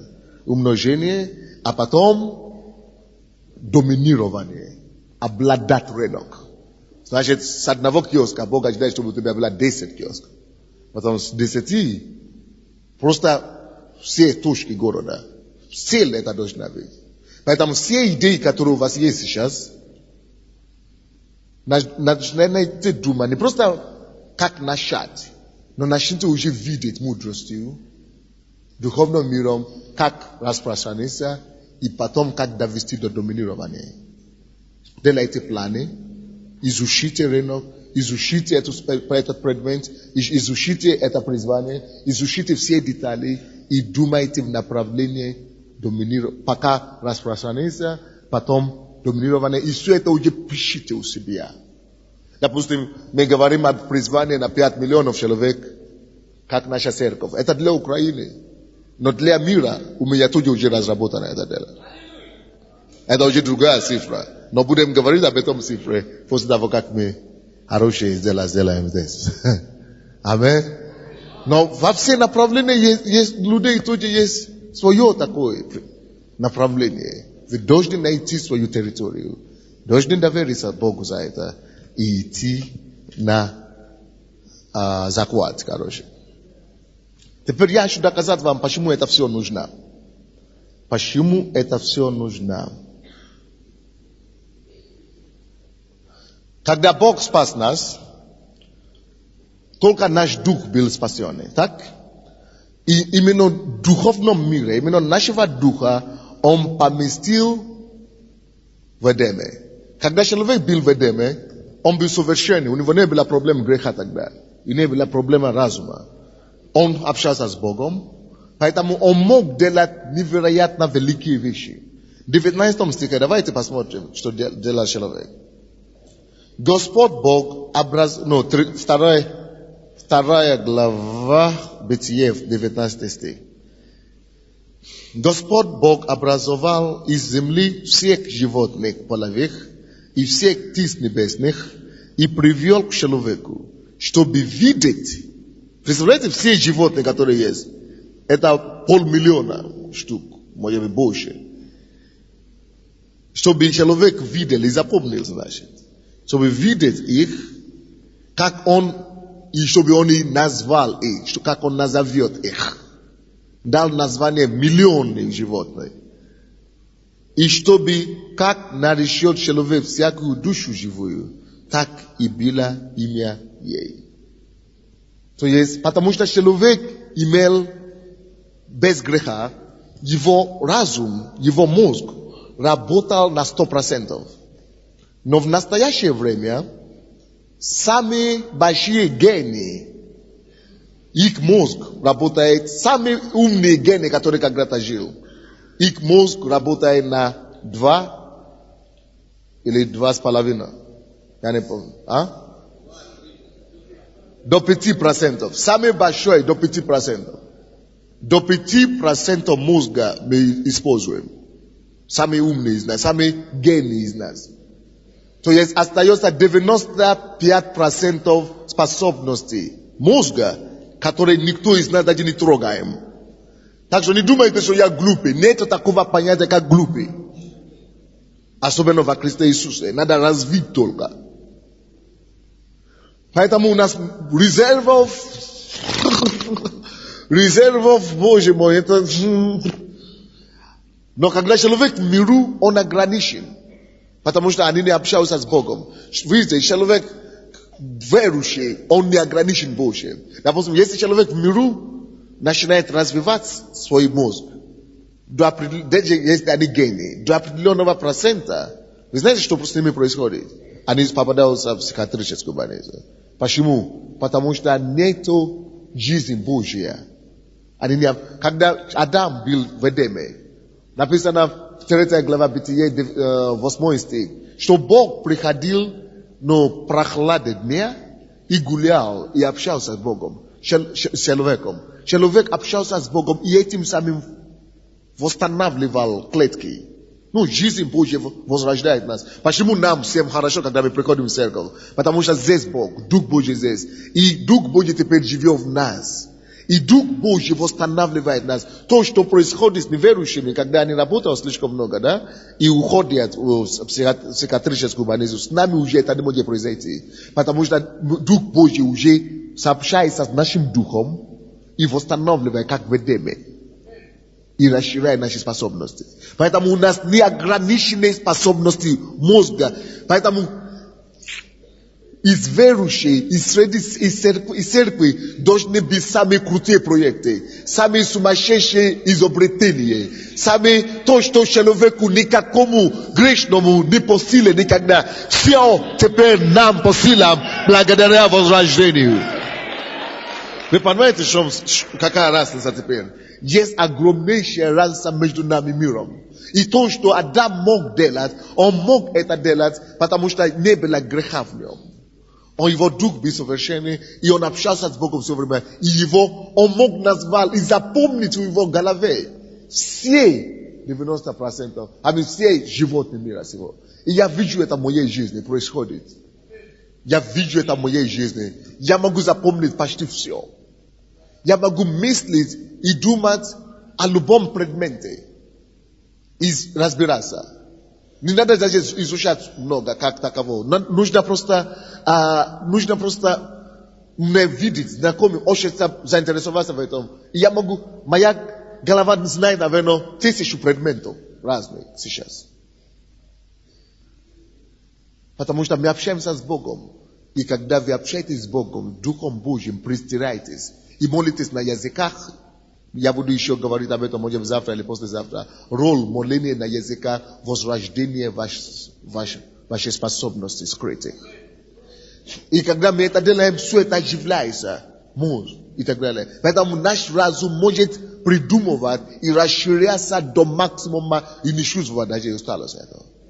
Но, однако, Адам мог это делать, назвать 5 миллионов, допустим, животных.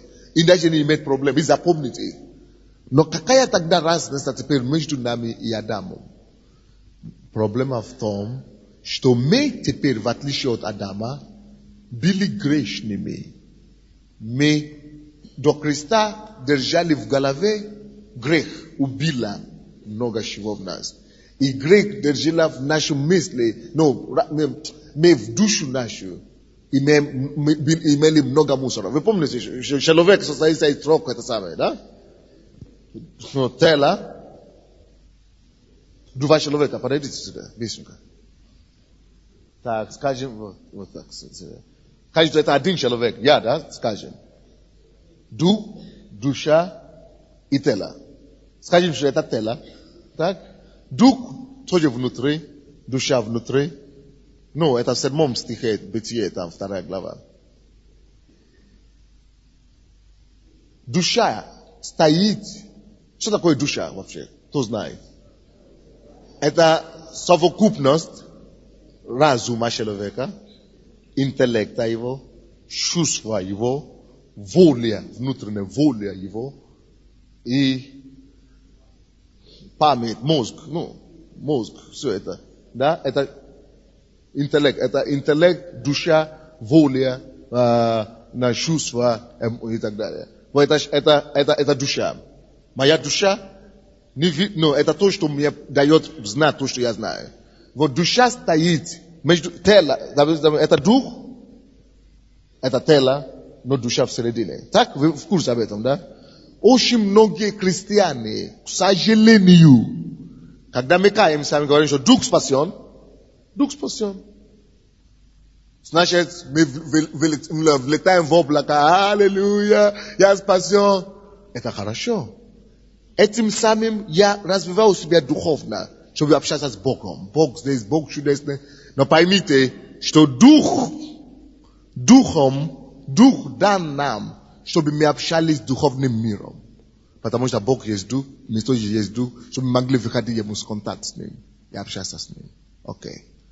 Однако, послушайте сюда, душа дана нам для общения с миром мыслей, миром интеллекта, интеллектуальным миром, чтобы выразить, чтобы сказать, какой бы у не было мысли в моем духе, без моей души, без моего мозга, без моего интеллекта, мой дух, я лично, я не буду знать, о чем Бог говорит мне внутри. Я не знаю, что творится в своем внутри, своего духа. Вот в духе, здесь Бог, Дух Святой во мне, в моем духе. И здесь Дух Святой говорит моему духу. Кто-нибудь еще подойди? Быстренько. Допустим, это Дух Святой. Я принял Иисуса. Дух Святой общается с моим духовным человеком. Он открывает Бога мне. Но я никогда его не пойму. И я даже не пойму, что Бог в моем духе. Потому что, если мой разум, моя душа это не подхватит из духа, если он не подхватит то, что происходит там, и даст разъяснение моему мозгу, я не пойму, что во мне творится. Вот почему часто мы чувствуем что-то внутри, хочется молиться и так далее, но мы не понимаем в голове. Разум не понял. Поэтому разум в середине между то, что происходит в моем духе, и то, что я пойму. Разум мне дает разумение. Душа мне дает понять, что происходит во мне с Богом. И разум также дает сигнал. Все то, что творится во мне, разум дает сигнал моему телу. Если разум не скажет, голова не скажет моему телу, я хочу внутри славить Господа, но пока разум не пошлет информацию мозгу, мозг не пошлет информацию телу, так я бы не поднял бы руку, чтобы славить Господа. Мой дух хочет, я рыдаю, я плачу, я чувствую, что томится дух, что-то происходит, что-то мне не хватает, что-то...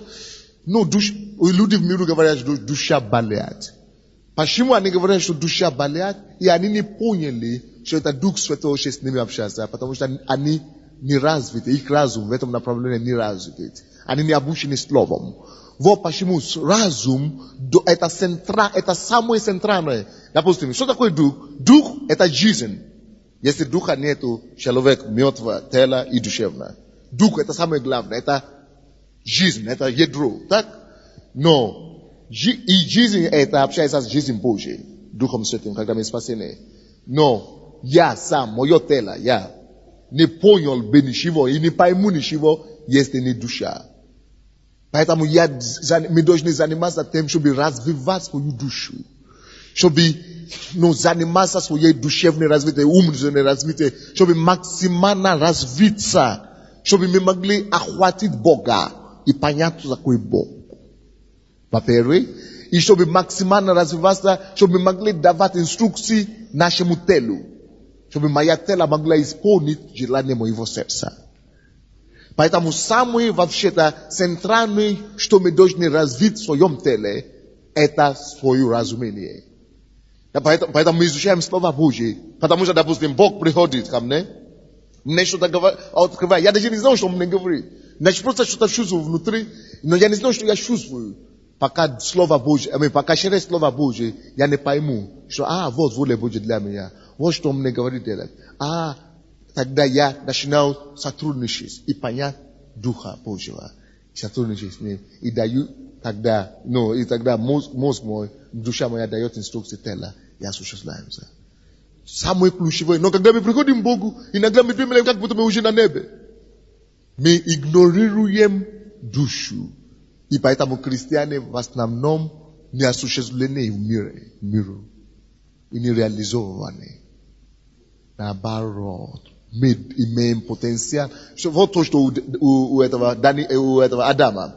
Адам тоже имел тело, имел дух, который общался с Богом, но у него тоже разум был так развит. Вот почему его разум мог назвать всех животных и запомнить их. Развитие. Вот как раз наша беда теперь-то, это в том, что мы уже вернулись к Богу, мы уже общаемся с Богом, но разум у нас отемненный полностью от греха, от неправильного воспитания. Мы думаем все неправильно, мы думали по греховному, мирскому, у нас мышление все грязное, мусор. Одно. Поэтому, когда мы уже спасены, тело остается такое же, не надо ничего там делать. Но душа, она совсем противоположная той жизни Божьей, которая в духе уже произошло. Поэтому мы должны учиться. Поэтому мы приобретаем познание Бога в душу, чтобы знанием Божьим обновить свою душу. И общение с Богом. Вот почему мы молимся. Вот почему мы поем и танцуем, чтобы дух наш, внутренний человек, мог возрастать над душой и над телом, чтобы мы могли быть чувствительны к Богу в своем духе. И когда мы изучаем о Боге, тогда Дух Святой, наш разум понимает, что мы делаем. Поэтому мы проповедуем, поэтому мы, чтобы получать, допустим, объясню вам, что-то такое. Кто когда-то получил откровение из Библии? Вы читаете Библию, что-то просто дошло до вас. Я вам скажу, слушайте сюда. Я вам скажу, что это не разум получает откровение. Это Дух Святой открылся вам. Я вам докажу. Откуда я это знаю? Потому что когда откровение приходит к вам, может быть, это место Писания уже читали 10 раз раньше. Но когда это просто открылось вам, вы уже поняли, Теперь слушайте сюда. Теперь попробуй объяснить trete mujaloveku. Te dashne ye mwa besti ngori da ya punyo. No te vidi sho ni punyo shi govaru, no ni punyo. Потому что даже тебя, даже иногда тяжело до конца объяснить все то, что ты понял внутри. Потому что то, что дух может охватить миллион раз больше информации. Ты просто знаешь внутри то, что ты понял. Но слова у тебя не хватает. Потому что душа не развита до уровня духа, чтобы рассказать и передать все то, что почему надо развивать души. И заниматься этим. Дух может общаться с Богом, но ты никогда не будешь знать, что Дух делает. И говори, пока твоя душа Бога и в твоей профессии не будет развита. И поэтому, допустим, когда у нас есть какое-то призвание, у каждого человека, когда вы молитесь на иных языках, Дух Святой открывает вам, как идти, что делать. Но вы иногда вы не понимаете, вы даже ничего не разбираете, потому что ваша душа не развита, чтобы понять, чтобы уловить отсюда, из Духа, и передать вашему мозгу и вашему телу, чтобы для действия. Вы не поняли, вы молитесь на иных языках, ничего не поняли, вы считаете Библию, не поняли. Потому что не развита душа до конца. То же самое направление профессии. Допустим, ты призван быть врачом, и ты спасен, ты спаус или бизнесмен, но ты не развивал твою душу в области врача. Ты даже не ты призван быть врачом, да, верующий, и ты пошел поступить, вы знаете куда? В библейскую школу. Хорошо. В библейскую школу. Ты что-то знаешь о Боге? Ну что дальше? Ты никогда не станешь врачом таким образом. А как стать врачом? Надо развивать душу. С тем, чтобы поступить в медицинский институт и развивать свою душу, интеллект в этом направлении, и тогда ты будешь получать и способен получить информацию, которую Дух Святой дает твоему духу в области твоей профессии, в области твоего территория, владания, в области врачебной техники. Бог говорит какие-то вещи твоему духу, но ты никогда не поймешь, ты даже не знаешь, что творится. Но когда ты уже развит, как интеллектуально, в области медицины, тогда тебе, я знаю, что делать теперь. Потому что информация начинает поступить в направлении от Духа Святого к тебе, твоему мозгу, ты начинаешь знать, что делать. По вашему знанию и разумению, в том направлении, в котором вы призваны, абсолютно необходимо. Тяжело в этом, нет? Или понятно, ничего? Вот то, что имеется в виду о том, что мудрость устрояется дом и разумом душою утверждается. Пока ты не приобретешь разум, никогда не утвердится того, что происходит здесь в физическом. Вы могли понять меня, не? Поэтому, когда мы начинаем понимать наши призвания и так далее, самое первое, что мы должны делать, это начинать углубляться в развитие души, знание, разумение приобретать, чтобы потом мы могли понять, что Дух Святой уже творит с нами, понять эти лексиконы и идти слушаться и исполнять свое призвание. Мы развиваем свой интеллект через Слово Божье, во-первых, и потом через то призвание, то направление работы, которое Бог доверяет, призывает нам. Спасибо.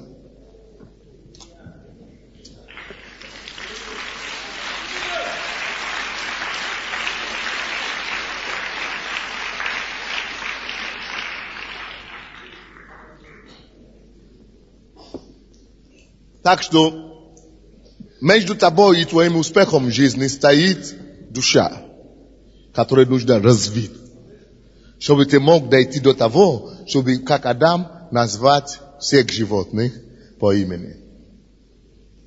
Вы со мной, не? Еще 5 минут или 10 минут закончу. Откройте, пожалуйста, со мной к Римлянам 12 глава. Я это хочу подтвердить вам через слово. То, что мы говорили.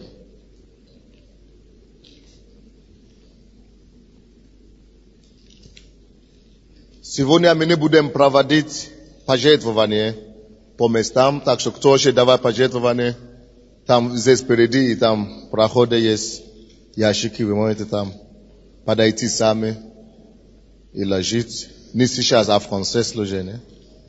То, что вы хотите дать. К Римлянам 12 глава, с 1 1 и 2 стих. Итак, умоляю вас, братья, милосердием Божьим, предоставьте тела ваши в жертву живую, святую, благоугодную Богу для разумного служения вашего. О чем речь идет? Тела, вы помните, Иван здесь стоял как тела. А Бог говорит, что я призываю вас, используйте, предоставьте ваши тела разумному служению, богоугодную. То есть, используйте ваши тела, ваши ресурсы, вашу энергию, все то, что у вас есть, ваши тела, к исполнению, то благую сил, призвание, служение, дар, который Бог доверяет вам. Это то, что Израиль там говорит. Представьте, ваше тело исполнение своего призвания. Занимайтесь своим призванием, короче. Вы понимаете, нет? Итак, умоляю вас, жертвуйте. Милосердием Божьим предоставьте ваше тело жертву живое, занимайте, святую, благоугодную, для разумного служения вашего. 2 стих. И не сообразуйтесь веком этим, не сообразуйтесь миром сего, так? Люди, которые не служат Богу, которые делают, как они хотят, которые живут, как они хотят. Но преобразуйтесь обновлением ума вашего, чтобы вам познавать, что есть воля Божья, благая, угодная и совершенная. Чтобы познавать. Преобразуйтесь, не сообразуйтесь миром, который делает не то, что они хотят, то, что не есть воля Божья. Только живут блудят, короче, бордят. Но ты преобразуйся обновлением ума твоего. Преобразуй свою жизнь. Через как? Обновлением ума. Предоставь свое тело, осуществление свое призвание. Но как ты можешь тело свою жертву благую, осуществление служения? Ты не можешь это никогда делать, пока ты не будешь разум свой. Как там написано? Обновлять через разумение. Чтобы познать, какое призвание Божье, какую волю Божья благую. Ты должен через знание, познание. Обновлять через познание. Познание обновляет. Вы помните, я сказал, середина, душа, вот это, как это, Влад, который в середине стал. Я говорю, что душа это уже черное, умраченное неважными информациями из мира, но прошлые гадости, которые мы набирали до покаяния, вы помните, это в середине душа. Нужно его обновлять, прежде чем тело могло предоставиться на служение, исполнение служения. Нужно обновлять все то, что гадости, которые мы нахватили из мира и так далее. Нужно это все обновить познанием. Как мы обновляем наш разум? Это через познанием. Мы берем знанием в это направление. И этим мы обновляем того гадости, которое было. Мы выбрасываем. И когда мы это обновляем, тогда мы можем знать, мы преобразуем уже свою жизнь. Как мы преобразуем? Потому что теперь душа это способна духовным миром контактироваться. И это все преображает нас. И тогда наше тело может идти и делать то, к чему призваны. Так что нет преобразования жизни вашей. Хотя вы имеете призвание, да. Бог дал вам какой-то сил, да. Но преобразование, как таково, не произойдет никогда без обновления ума через познание. Твоя жизнь никогда не изменится отсюда, как оно есть. Допустим, тому, который Бог хочет, чтобы она была, к тому служению, призванию, цели, который Господь уже наметил для тебя, пока ты не обновишь ум через познание. Тогда твоя жизнь полностью преобразуется, и это половая трава и кустарник, она появится. Кустарник появится, и ты состоишься, преобразовался, то есть негодного человека, не простого человека, кустарник Божий, тогда и река, и все это, только через познание, то, что есть воля Божья, и так далее. Вы со мной, нет?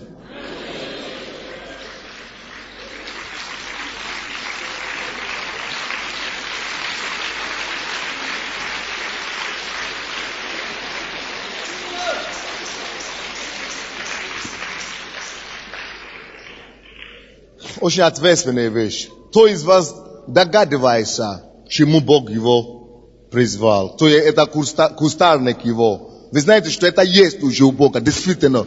Помните, если эта идея пришла к вам, значит это твое. Это то, что такое идея вообще? Слушайте сюда. Как Бог дает нам, слушайте, как Бог дает нам знать свое призвание? Два человека, идите сюда, пожалуйста, еще раз.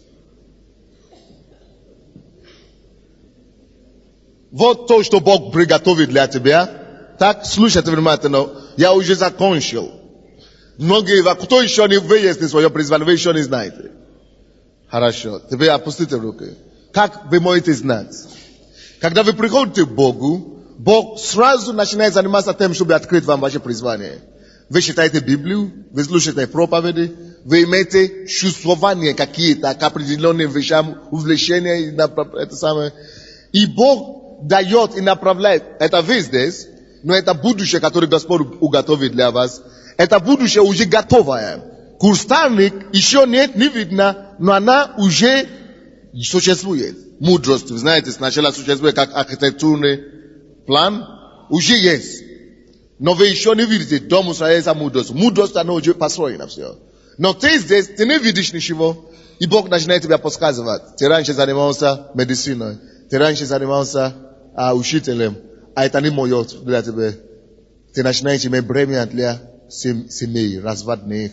Ты начинаешь иметь бремя для наркомана, алкоголика. Вот мое. Вот то, что я тебе призываю. Он начинает тебя давать бремени. Он начинает тебя подсказывать через Библию, что, к чему он тебя хочет призывать. И через проповеди, ты начинаешь понимать, догадываться. Вот то, что ты называешь догадываться, подсказка такая, это Бог забрасывает тебе здесь, как бы спичками. То, что здесь. Вот, то, что здесь, Бог уже приготовит для него. Вот оно. Вот оно. Он же. Но он же здесь ничего не видит. Это все в духовном мире. Все это в духовном мире. Она здесь. Это все. В духовном мире.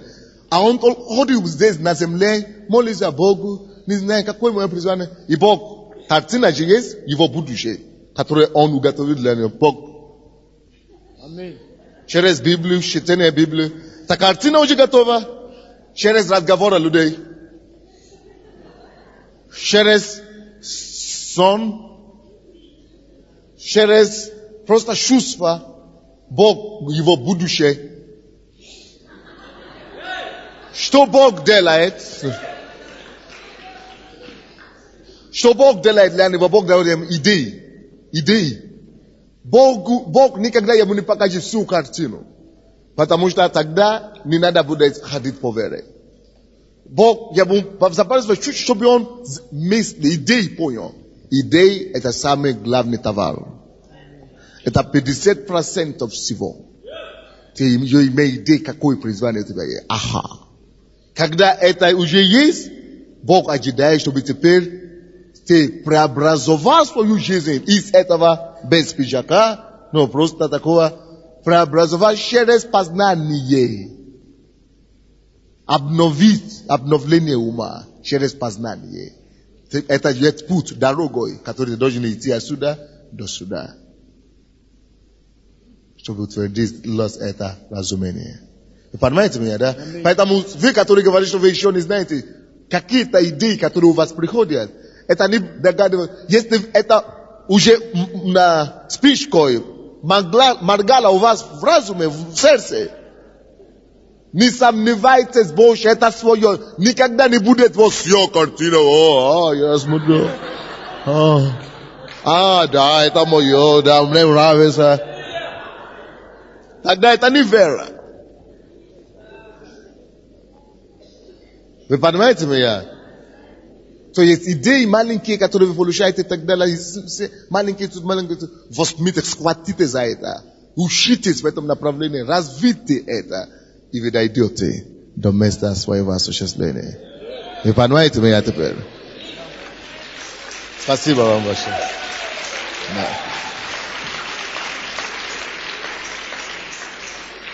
Теперь давайте сейчас будем молиться. Очень важные молитвы теперь. Что вы поняли сегодня? Все поняли.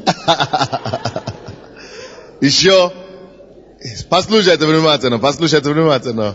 Еще завтра, среда, четверг, пятницу, а в субботу будет 2 часа, и вопрос будет такой: как найти финансы для осуществления своего призвания? Давайте встанем, будем молиться. Поговорите с Богом и скажите Ему: Господь, я понял. Поговорите просто с Богом, поговорите с Ним. И отдайте Ему обратно это видение, которое Он дал вам. Вспомните свою жизнь, вспомните свое призвание, вспомните то, к чему Он призвал вас, и скажите Ему: Господь, я верю Тебе, Господь, что это будет расти. Я верю Тебе, Господь, что река и дождь приложится к этому всему. Я верю Тебе, Господь, что дождь будет. Дождь будет! Дождь будет! Дождь будет! Я пойду возделывать землю. Я пойду возделывать эту землю, Господь. Я пойду возделывать эту землю. И я знаю, что река откроется. Дождь будет, Господь. И я найду и золото, и я найду и драгоценности, и все призвание мое осуществится. Я беру вызов. Я беру это вызов, Господь. Я беру это вызов, Господь. Поговорите с Богом, поговорите с Богом. Помните, кустарник уже готов. Но нету дождя, потому что нету человека, кто мог бы возделывать. Кустарник ваш готов. Но пока вы не будете возделывать, ничего не будет. Скажите: благодари Господа за это и провозглашайте свое будущее.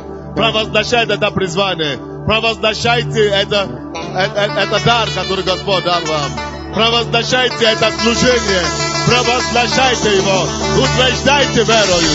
Утверждайте верою.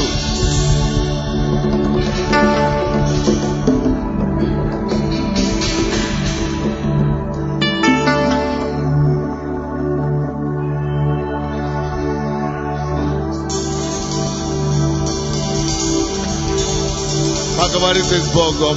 Отдайте свое будущее Богу. Отдайте все Ему. Потому что Дух Божий носится. Дух Божий носится. Дух Божий носится. Дух Божий носится над этим призванием. Дух Божий носится. Дух Божий носится. Орошает это призвание. Это призвание ждет тебя. Это призвание ждет тебя. Это призвание ждет тебя.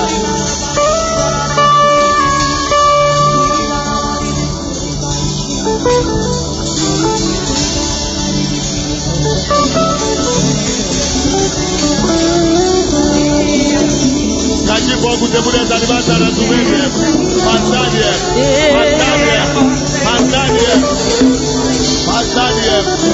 Скажи Богу, я буду заниматься познанием. Я буду заниматься познанием. Помоги мне, Господь, поговорите с Богом. Я буду развивать, возделывать. Обновлять свой ум. Обновлять. Yes.